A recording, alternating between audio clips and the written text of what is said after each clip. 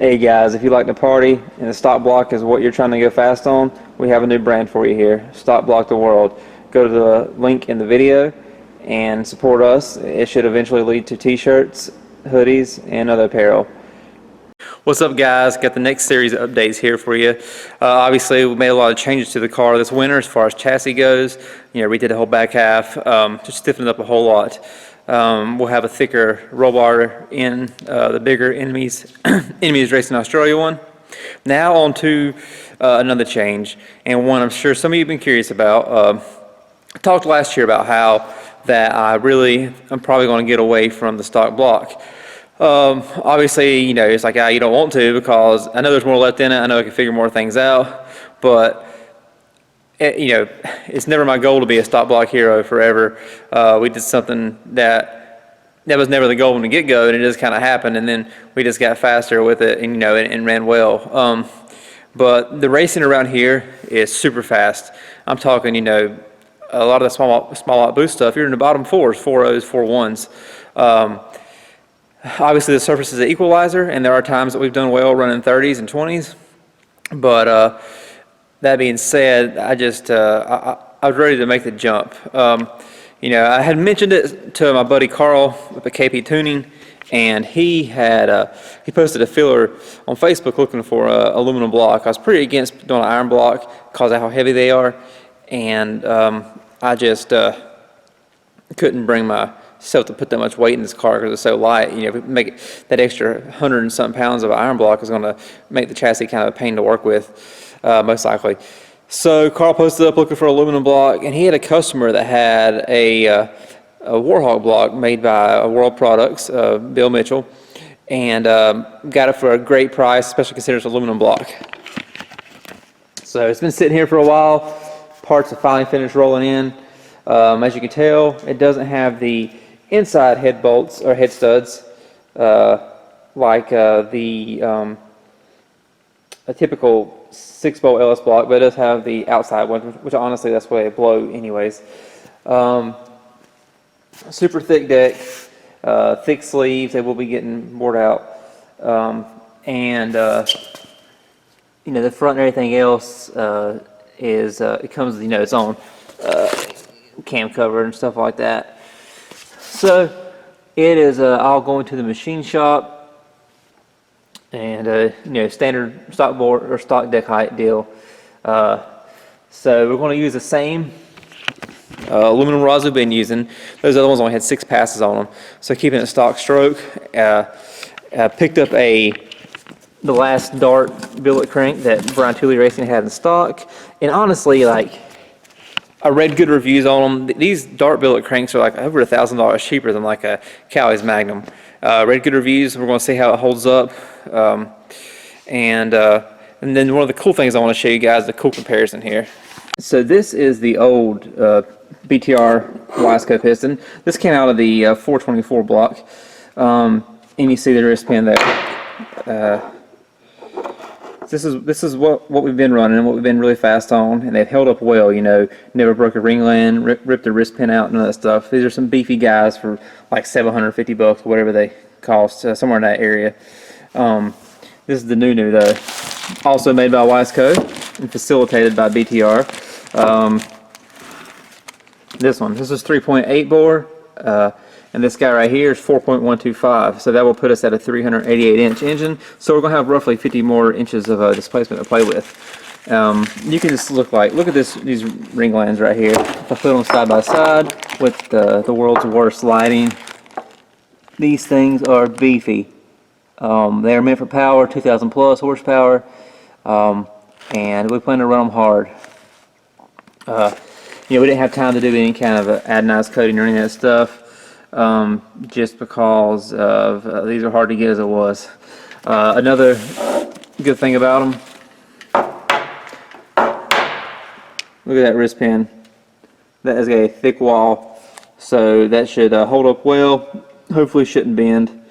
And that itself is going to be an upgrade too. You know, like I said, I hate to get away from the stock block stuff, but you know, dropping a couple grand between the block and the machine work every time, it does add up. And in the end, I'm always holding myself back. And I'm not really like a grudge racer or no time racer. It's just what we have around here. Like I've always wanted the class race. Now that being said, pro, we've always done pro as a filler just because of the weight. But for one, doing this engine, this block weighs like 10 or 15 pounds more than the LC9 we've been using.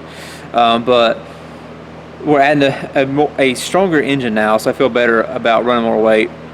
But also, we're going to actually step back, you could say. But honestly, I think we'll have a better chance. Still going to be a hard class because nothing's easy, and I could be wrong. The extra weight could, realistically, we're probably adding 100 pounds because we made a lot of our runs at 2460 in that area. But we're going to run a limited drag radial, LDR or ODR for the Duck X Productions series put on by Donald Long. We were trying to make Bradenton here in 2 weeks. It's impossible, but we'll definitely be at lights out and try to make the rest of them too throughout the year, depending how things go. But anyways, so we are going to run limited drag radial. We got to be 2550, so we'll add between the fire system and a few other things. We won't have to stack as much weight in there as before, but we're going to have to add some weight. Marty did send us a cool piece to add to the rear end for weight, which will be nice because instead of the shocks having to carry the load, the extra weight, we'll just put it off the rear end housing. So I like that idea a lot better anyways. But it's going to be a different season this year. I'm excited. I'm always wanting to step things up and always go faster. I think we were not at the limit of what we had. I think we were just figuring out the new turbo, but the block broke, and so be it. That's what it is. Just go on. It's either do that again or try something. I think I could try something a little bit different, and maybe not. It may be okay, but once again, it's just a lot of money just to see. Not to mention the travel time. If all we did was race locally, I probably wouldn't care. But since I like to travel and race at these bigger races because it is kind of like a mini vacation, despite all the time on the road and the stress and everything else. But I want to do better. I want to feel like I have more of a chance. So that's where we're at. What's up, guys? It's a chilly Monday morning here in February. It's Monday, February 7th. That means we have like 20 days for lights out. So they still got a ways to go waiting on parts, but I'm hoping it'll all be here by the end of the week. So fingers crossed on that. But let's check out the awesome work from Sammy. Boom. She's back and she's red. Sammy did a killer job, especially since he doesn't have a paint booth. He painted outside, and I'm ecstatic with it. We traded out some work, and I'm just glad to see the car red. It was red whenever John first pulled it out of the weeds years ago, so I'm glad to see it back again. Usually I'm not a red fan, but it just on this car it just seems right. But just kind of giving you guys a walk around.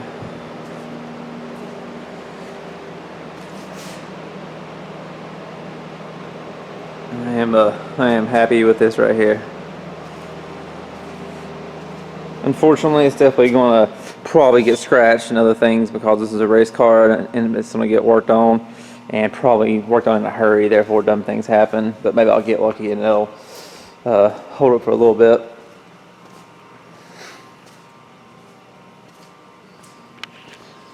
So with where we're at now, our enemies everywhere. Enemies Racing Australia, changed the name, and our roll bar and fire ring gaskets are leaving Australia today, along with the new rear wheels. The front wheels are also in the works that'll match the rears, but they, like many companies, they're just waiting for the monoblock forgings to get in so they can get that knocked out. But at least we'll have the rears. The big advantage of the rears, they're going to be 15 by 14s, so we can stretch this 275 out. It's a little bit wider. As you can tell, we got new tires here for a limited drag radial. We have to run the Pro or some 295 of some sort. I don't really know. I didn't look at it close because I wasn't worried about it. But we get a 100-pound brake for one of those, and we just got some new front runners because those are getting a little low on tread. So Yeah, just really just wait on parts. We got some little things to do, finish the fire system, stuff like that. But I'm gonna chip away at things the best I can as we wait for stuff to show up, and just cross our fingers we can get to Georgia and not be, absolutely sleep deprived dead when we get there.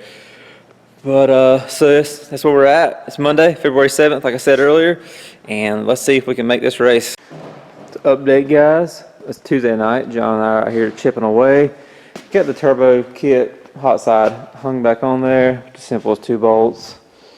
Dash is installed, fuel tech, and light switches hooked back up. Window net, small stuff. Blew a bunch of dust out of it. Getting the trunk back together. Tail light bulbs are in there. Compressor's wired back up. And that should be about it. Still got to do a good bit of work, like for those Zeus fasteners on the rear and stuff. And, you got to put the rivets, you got to offset the rivets just right so they actually will be in the correct spot whenever you put the trunk on. John got all the molding in around the windshield, and he kind of glued it in a little bit too, some rivets, just because stuff tends to blow out sometimes because it's an old car. But that is where we're at. So good progress for Tuesday night. Hopefully machine shop will be done this week and our stuff will be here from the Aussies. The cam came in yesterday. Today's Tuesday, so yesterday. So that's what we're waiting on. If everything actually gets here and goes as it should, we may actually hear this thing run this weekend, and hopefully everything will look good so I can find some time to get on the dyno. Update, guys, one of the best ones yet. Life-changing moment here. The aftermarket block is ready for some heads, which we are still waiting on the gaskets to come over from Australia.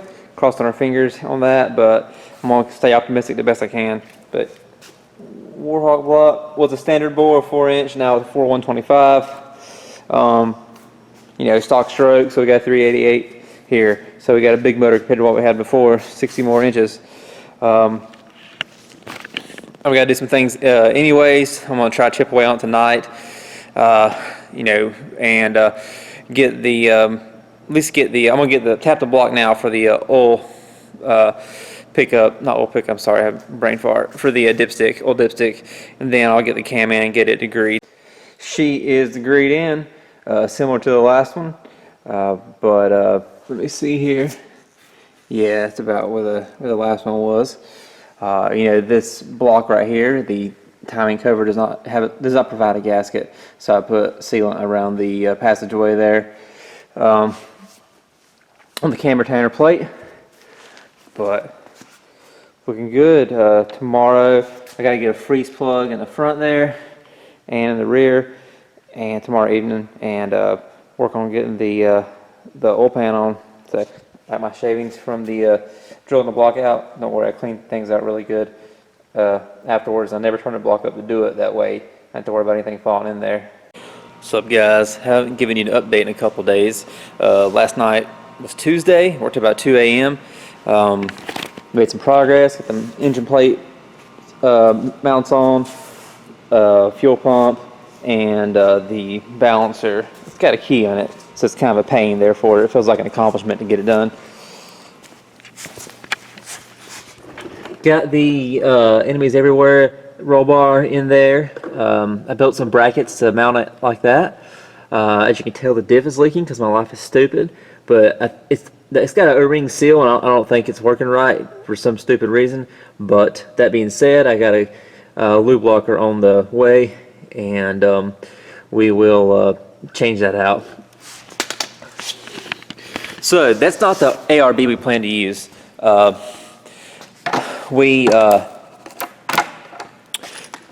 Customs and shipping from Australia is jacked up right now. They're kind of dragging their feet over there, not Enemies, but the shipping companies. So unfortunately, this stuff is supposed to be here this week. Now they're saying the end of next week, not an option. Hopefully be in Georgia, enjoying ourselves next week. Probably actually just be crying in the trailer.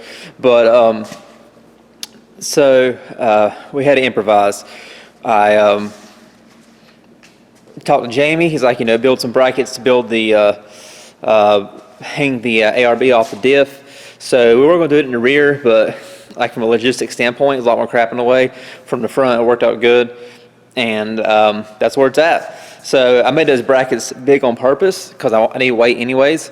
But I think all 4 of those brackets 1/4 inch thick together weighed like 8.68 pounds. So they're like 5 pounds a piece. But whatever, it's something. It all add up. We got to be 2550 for LDR. Also, so we're going to use these gaskets right here. We used those before on the other block that we broke because last year we got screwed over on shipping too, on our gangster head gaskets from the Aussies. So we got those. This block right here, we've got the outside. This is the older World Products block, Warhawk. So they use these right here. They don't have any kind of inside ones. But honestly, when these things blow, they pretty much always blow right here along the outside area. So I got some bolts for that. Man, it's been a lot of fun surprises getting this thing together with this block, just learning stuff. But that being said, it's all irrelevant now. We're getting close. So I'm going to try to get one head on before I leave tonight. I was planning to get started on this earlier, but fortunately the shop comes first. And the stuff I've been working on, I had a car in the dyno, it's just kicking me in the teeth. But I finally got it figured out. So that's where we're at. So let me try to sit one of these heads on real quick and see if I can feel like I got something accomplished today. Update for you guys. You saw last night I was getting to put the heads on. So I got those guys on. Got those fancy perimeter bolts in. And the push rods are the same size as last time. So feeling good about that. John just finished putting the injectors in that Sammy cleaned for us and the little sub harness I made. So really it's just a matter of getting the rear cover on, and these don't use a barbell. This block uses a freeze plug right there. We'll just knock that in, get the rear cover on, and flex plate, which is ready to drop in. Another update for you guys. John just got the engine set in there.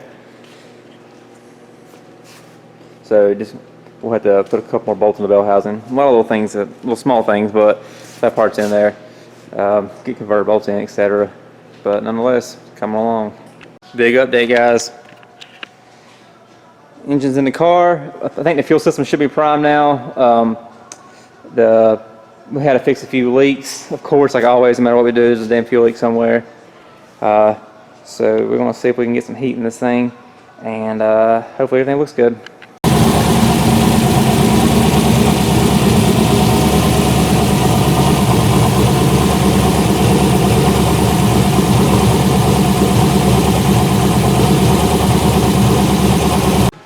You guys saw, we got it fired up. Oil pressure looks good. Man, these things always leak. They always leak no matter what we do. So stupid. Anyways, let me wipe this crap up. Got it running. Did a quick two-step test just to see. I don't have the compressed air compressor's not coming on, so I didn't make sure that it's getting 12 volts from up front. But we got an oil leak, but at first I thought the oil leak was because this block is made for a different style cover, but there's a certain GM part number you can use, which I have, and you just basically RTV the one hole up, because if you drill it, if you go too deep, you go into an oil passage, and nobody wants to do that. And the guys from Bill Mitchell Products, like, you can just RTV that hole up. So I was like, man, this thing is pissing out that.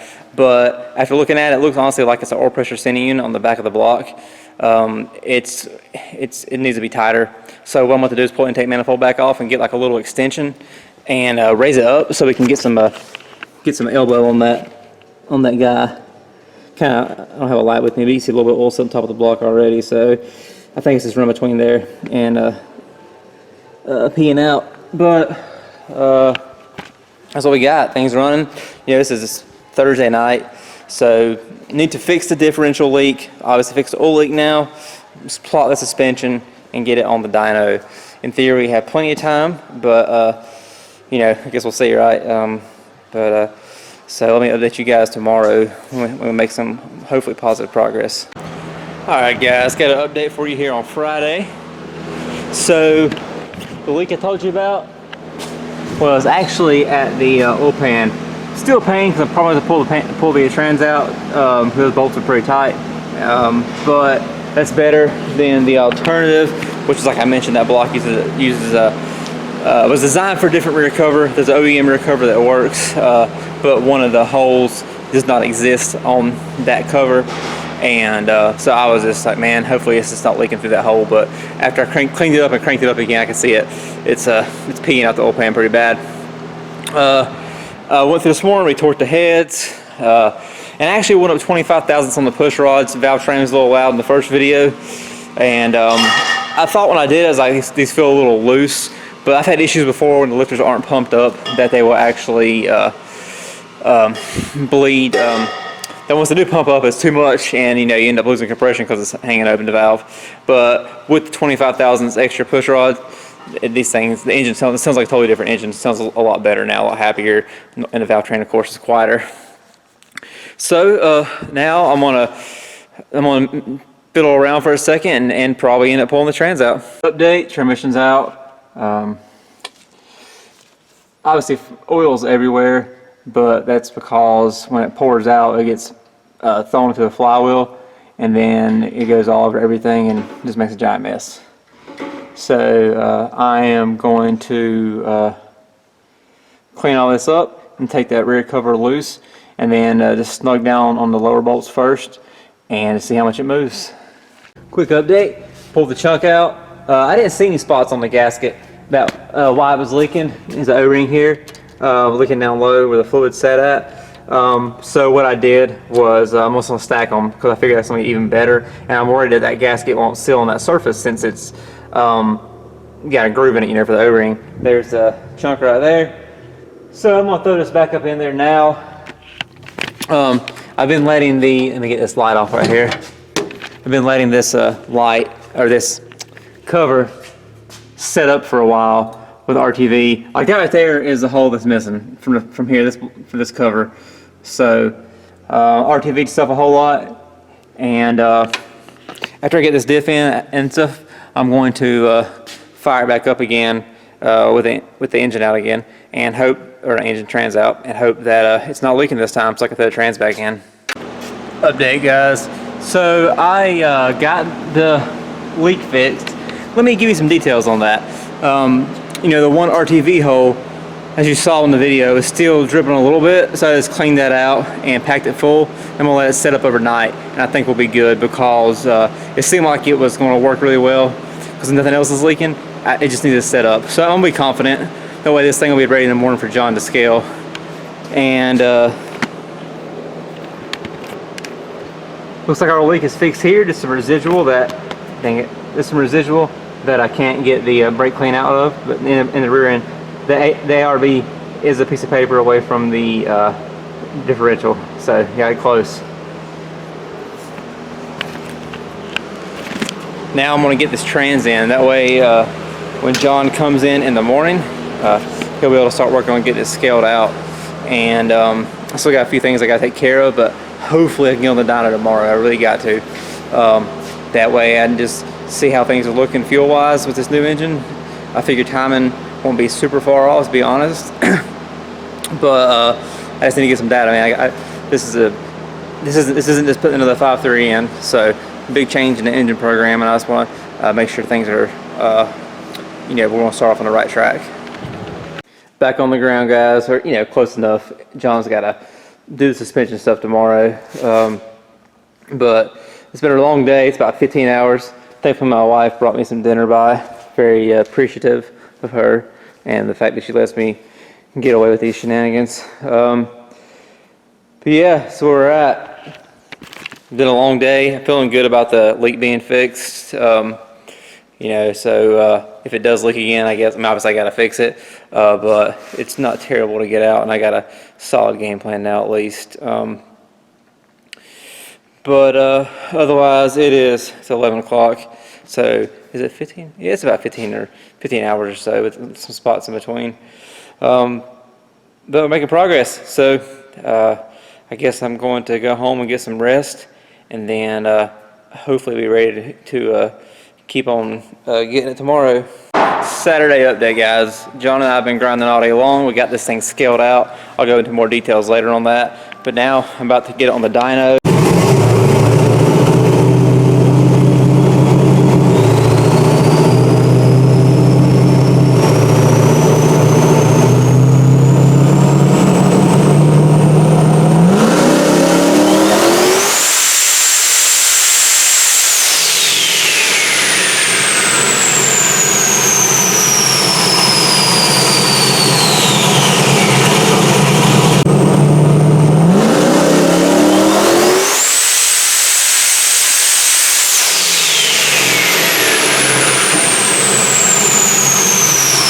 As you guys can see, we're making progress. Car's doing great on power. You know, this bigger engine definitely, and bigger cam is definitely taking some more dome pressure to get the desired boost, but we're making a lot of power on a lot less boost.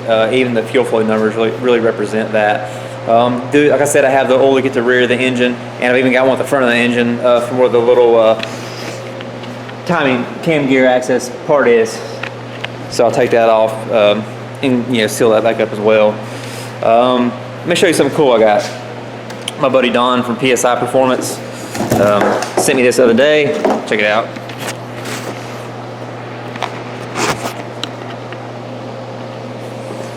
That was the worst transition ever. Anyways, do that. Hit on. Takes some batteries to make sure you got some handy. And yeah, and once it gets to the tip there, it'll actually cut itself off. So it's pretty cool and convenient. But now let's check plugs. I'm gonna do 1 or 2 more pulls. I believe the videos you've seen were like 18 pounds, 24 pounds, or 24 pounds, 29 pounds. So let's see if we can get into the mid 30s. Might stop there just because this dyno is only rated for 1200, and we're already exceeding that. And you can tell that eddy current motor that loads the dyno has trouble holding this thing back. But that being said, so far so good, and hopefully everything will go well so I can get this thing off of here and get these oil leaks fixed.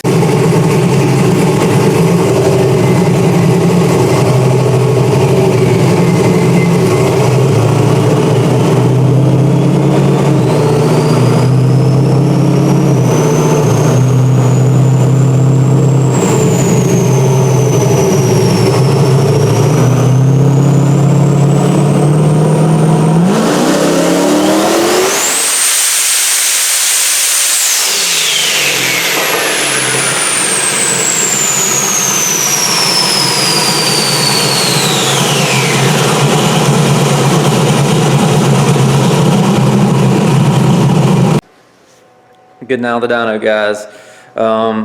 It's looking good. Just for reference, we are on 34 pounds right now, and it's about 65-66% duty cycle. Before we were around about 50 pounds, and we were like in the bottom 70s on duty cycle. So we're on a good amount less boost, and I think this turbo is still waking up. You see that last pull? I don't know if you see it on the video from that angle. That definitely hazed the tires a little bit, which I figured it would. But we're making some steam. But everything survived the dyno. Got some leaks to fix, but not tonight. I gotta get some sleep and hang out with the wife before she kills me. Morning, guys. It's Tuesday morning. Plan was to leave for Georgia today, but I decided Sunday to push that back till tomorrow morning. Well, we're getting close. The rear cover leaked the other day. It was the same spot from before. Well, I should say the first time, it was leaking near the oil pan side. And then after I fixed that, it started leaking at the hole that's not there on the cover, excuse me. And I think it's just because I didn't let it set up enough, but also I swear they changed the stuff in the gray RTV because it doesn't set up as fast as it used to. So I went by the GM dealership and got some of the AC Delco gray RTV, and that stuff sets up really good. So it's been sitting up all night, and I think we'll be good now. We actually welded the hole shut, then put a bunch of RTV behind it and the rest of the cover. So fingers crossed that's good. The drive shaft.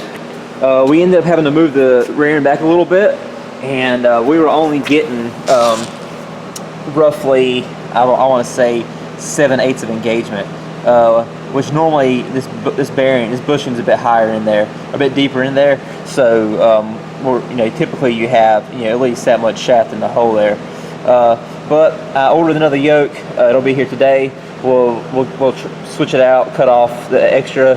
The old drive shaft, though, that being said, is actually should be the right length as a backup. I was going to get it adjusted, but now I know that I think we'll be okay. So that was a little surprise, but thankfully Summit has fast overnight shipping, and I ordered at 5 o'clock yesterday, and I left out of Charlotte at 7 o'clock this morning. So what's left is fire system lines and the front cover.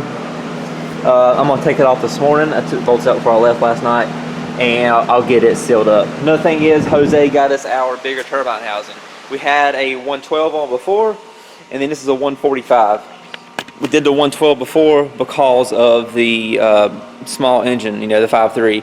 This is an extra 60 inches, so we know we're going to run to a back pressure issue sooner than later with that 112, especially with the boost that we're going to have to run to try to do a decent number. So I'm glad that came in. Also, being stainless, it does not rust like the other one did and shoot rusty water everywhere when the car's warming up, or rusty condensation. So that's where we're at now. I'm gonna get this front cover sealed up. Another thing is, gotta switch wheels, or tires, I'm sorry. DHL dropped the ball, and our stuff's not gonna get here till it's too late. Our head gaskets and our other than our roll bar doesn't matter as much now, because what we have should work decent. If not, then we'll chop it off after the race. But and then the wheels, we had some 15 by 14s on the way, but now we gotta stick with our 15 by 12 welds. So I got the new pros that have been sitting here for a month or more. We're gonna slap those on since we need pros for this class. You get a 100-pound weight break and limited drag radial for running a 275/60 15 Pro. I'm gonna slap that on as well, and between that and the fire system, we should be good. Oh, you know what? And let me show you guys this weight bar setup. I know I talked about it the other day. I'll just kind of crawl under here. So you can see we got our weight there. The bar itself is roughly 40 pounds with lead inside of it. We had some lead before on the car, and I didn't have a way to melt it down, so what I did was we just cut it up into bandsaw and packed it in there. Then we had those weights from before, and those are also on the car too. So that puts us about 25 pounds, 24 pounds over the limit, and we'll see how their scales read, how the car acts. We may be able to drop a little bit off and stuff like that. But so that's where we're at. Still grinding at it. I'm tired, and the goal is to leave super early tomorrow morning so we can hopefully get some testing in. This thing is I'm feeling good about it. Obviously, the only thing I'm ever nervous about it is if it's going to hook, which I have faith in John, and that's also, it's not just him, it's me too as far as power management. But I think we're going to do well. Having that weight on the differential really helps plant the tire, and hopefully, even though it's got our bias heavier on the rear than we like, hopefully it will not affect wheelies as bad, because it'll be such a low center of gravity and it's not affecting the suspension operation. But let me get started. Let me get this cover sealed, and so we can keep getting things done. I'll give you guys an update. Get the drive shaft in, and what else we did this morning? Fire system is plumb. I'll show you that in a little bit. As I was putting on the new tires on the old rear wheels, DHL came a knocking. So now we're getting ready to test fit these and make sure they fit. And if so, I was only about 50% done with the first wheel, and then we will switch them out. So let's hope these things fit. More update, guys. We got the one wheel mounted. John's doing the second one here. It's a bit of a learning curve, but it's pretty awesome, isn't it? Definitely looks cool too, that wheel stretched out. So he's working on that one. I'm putting the dash back in the car. So we got the fire bottles here, got that stuff, got our lines routed through.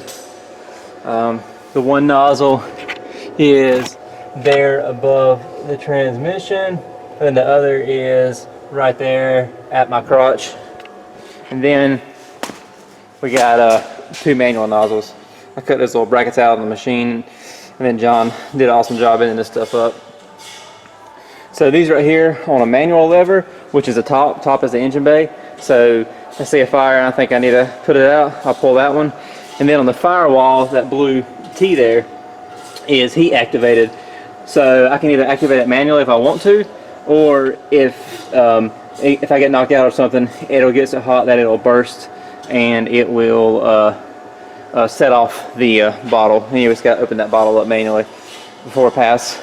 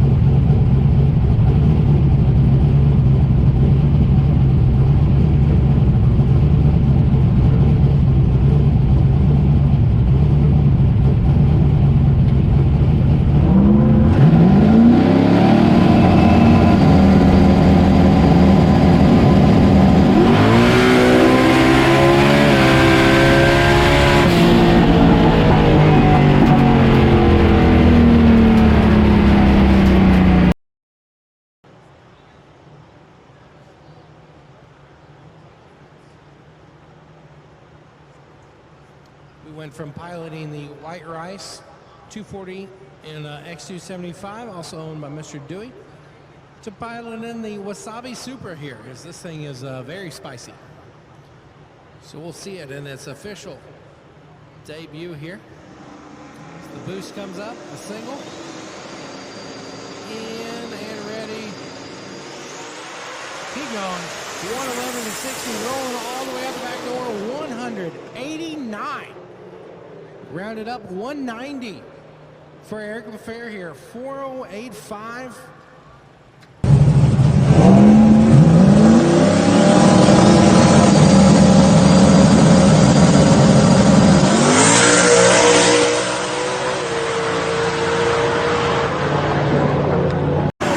Sorry I didn't update when we got here, guys. We got here way later than we wanted to.